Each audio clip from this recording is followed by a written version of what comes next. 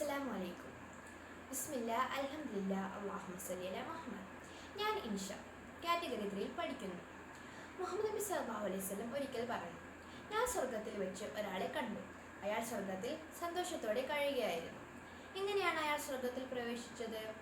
മുഹമ്മദ് നബി സല്ലല്ലാഹു അലൈഹി വസല്ലം പറയുകയാണ്, അയാൾ സ്വർഗത്തിൽ പ്രവേശിച്ചതിൻ്റെ കാരണം വഴിയിലൂടെ നടക്കുമ്പോൾ അയാൾ ഒരു മരക്കൊമ്പ് കണ്ടു. ആ മരക്കൊമ്പ് ആളുകൾക്ക് ഉപദ്രവമാകുമോ എന്ന് ചിന്തിച്ച് അള്ളാഹുവിൻ്റെ കൂലി പ്രതീക്ഷിച്ച് അയാൾ ആ മരക്കൊമ്പ് വഴിയിൽ നിന്ന് മാറ്റി. ഈ ഒരൊറ്റ കാരണം കൊണ്ടാണ് അള്ളാഹു അയാളെ സ്വർഗത്തിൽ പ്രവേശിപ്പിച്ചത്. പ്രിയമുള്ളവരെ, നാം ചെയ്യുന്ന ചെറിയ കർമ്മങ്ങൾക്കും അള്ളാഹു നൽകുന്നത് വലിയ പ്രതിഫലമായിരിക്കും. അതുകൊണ്ട് തന്നെ കർമ്മങ്ങളെ നിസ്സാരമാക്കി കാണാതെ നല്ല കർമ്മങ്ങൾ ചെയ്ത് അള്ളാഹുവിൻ്റെ പ്രതിഫലം നേടാൻ നമ്മൾ ശ്രമിക്കണം. അള്ളാഹു അനുഗ്രഹിക്കുമാറാകട്ടെ. അസ്സലാമു അലൈക്കും.